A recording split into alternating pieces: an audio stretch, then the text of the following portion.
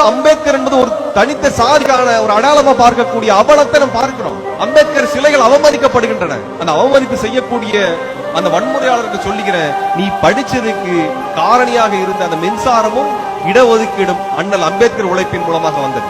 அம்பேத்கர் படி மனுஷனா மாறிடுவேன், அது இல்லைன்னா ஜாதி பிரிவிலே சுத்திட்டு இருப்பேன், காட்டு மிராண்டியாவே இருப்ப. நீ தமிழ்நாடு இன்னும் சாதியாக ஊரும் சேரியுமாக பிரிந்து நிற்கிறதா தமிழ்நாடு உருப்படல.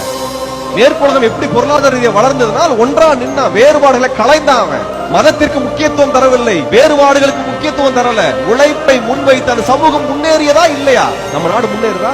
இன்னும் சாதியா பிரிஞ்சு அடிக்கக்கூடிய கேவலமான காட்டு மிராண்டி தனத்தை தான் பார்த்துட்டு இருக்கிறோம். என் தெருக்குள்ள வரக்கூடாது, பாட்டு போடக்கூடாது, ஜீன்ஸ் பேண்ட் போடக்கூடாது, கூலிங் கிளாஸ் போடக்கூடாது, ஸ்கூலுக்கு வரக்கூடாது, காலேஜுக்கு வரக்கூடாது, என் பிள்ளை கல்யாணம் பண்ணக்கூடாது, என் வேலையில நேருக்கு நேர் என்று பேசக்கூடாது, திருவிழால வடபிடிக்க கூடாதெல்லாம் பேசுகின்ற காட்டு மிராண்டித்தனம் இருப்பதனாலே தமிழ்நாடு உருப்படல.